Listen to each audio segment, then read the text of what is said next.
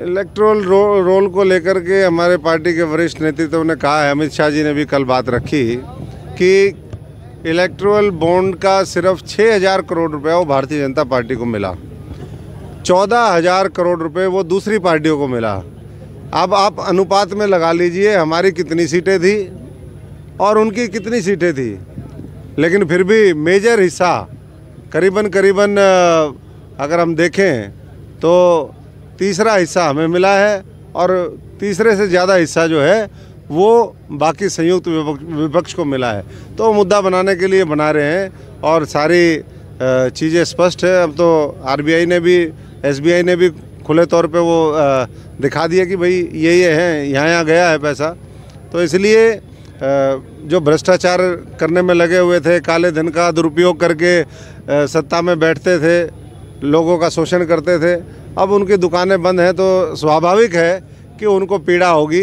लेकिन देश की पीड़ा ख़त्म करने का जो संकल्प है वो नरेंद्र मोदी जी और मनोहर लाल जी के पास, और अब नायब सैनी जी को जिस तरीके से मौका मिला, मैं इतना ही कहूँगा कि कल मैं करनाल में भी गया, आगे कुरुक्षेत्र में प्रोग्राम था, करनाल के लोग कह रहे थे मनोहर लाल जी ने 10 साल हमारी सेवा करी, हम 10 लाख वोटों से जिता करके उनको देश की सबसे बड़ी पंचायत में भेजेंगे और पार्टी ने जो उनके लिए एक बड़ा रोल तय किया है उसमें वो अच्छे से उसको जैसे हरियाणा में निभाया वैसे ही निभाएंगे। कि युवा नेतृत्व हरियाणा को नायब सैनी जी के रूप में मिला है, तो इसलिए सारे साथी पूरी ताकत के साथ अब लोकसभा जीतें। और लोकसभा में भी कोई भी सीट मुझे लगता है कि 5 लाख से मार्जिन से कम नहीं जीतेंगे। रोहतक के अंदर भी पहले ये लोग पिछली बार 1-2 बार बूथ कैप्चरिंग करके जीत गए थे, अन्यथा मैं समझता हूँ कि वहाँ भी परिणाम जो है दूसरे लोकसभा जैसे, क्योंकि वहाँ भी बड़ा गुस्सा है लोगों का। मनोहर लाल कहते थे कि एक तरफ मेरा भांजा है, एक तरफ मेरी भांजी है, तो भांजी में क्या कमी रहेगी कि भांजा बाजी मार गया? देखिए, कमी किसी में नहीं रहती। पार्टी ये देखती है कि वर्तमान परिस्थिति में कौन व्यक्ति किसको क्या जिम्मेदारी देनी चाहिए। मुझे यहाँ पर उम्मीदवार बनाए, मैं तो आप सब जानते हो, मैं तो पहले ही कहा था कि भाई मेरा कोई इंटरेस्ट नहीं है लोकसभा लड़ने में, लेकिन अगर पार्टी ने फैसला कर दिया तो मैं समझता हूँ कि हम लोगों को पार्टी नहीं लड़ाती तो हम कोई और काम कर रहे होते, 10 की 10 लोकसभा में काम कर रहे होते।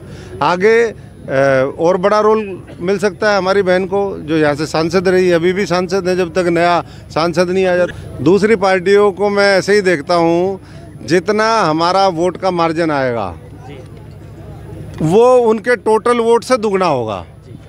अगर मान लीजिए संयुक्त उनका जो वोट है वो अगर 5 लाख आया तो हमारा मार्जिन 10 लाख बनेगा, मुझे लगता है। यानी कि पिछले से ज़्यादा 3.5 लाख से ज़्यादा जीतोगे, इसका मतलब पिछला 2019। बिल्कुल, ये तो पार्टी ने एक संकल्प लिया है कि हम हर बूथ पे 370 वोट पिछले बार के मुकाबले बढ़ाने का काम करेंगे।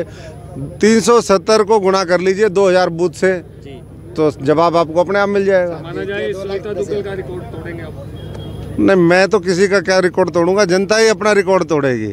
जनता जो है और ज़्यादा मार्जिन के साथ सिरसा भी और पूरे हरियाणा की सभी सीटें जिताने का काम करेगी और आने वाले समय में फिर दोबारा तीसरी बार जो एक मजबूत बुनियाद 10 वर्षों में नरेंद्र मोदी जी ने रखी, उसके ऊपर भव्य इमारत खड़ी करने का समय और संकल्प है, उसमें सहयोग करें। बहुत बहुत धन्यवाद। आपके साथ नाराज दिखते हुए दिखाई दे रहे हैं जी। कौन? सुनीता दुग्गल जी, अभी तक उनकी कोई पोस्ट नहीं आई आपके बधाई के पात्र कोई कोई नहीं जी, सबने बधाई दी है, सबने बधाई दी है और मैं सबसे बधाई ले रहा हूँ।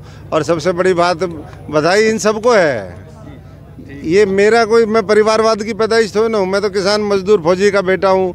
ये इन भाइयों की टिकट है सबकी, तो इन सब की बधाई, मेरी बधाई, सबकी सामूहिक बधाई चल रही है। ये तो सामूहिक जीत होगी, कमल का निशान वो जीतेगा। नरेंद्र मोदी जी तीसरी बार 400 का आंकड़ा पार करके देश के एक बार फिर प्रधानमंत्री बनेंगे। पुनः हरियाणा के अंदर बड़े मार्जिन के साथ, बहुत बड़े बहुमत के साथ हमारी तीसरी बार सरकार बनेगी।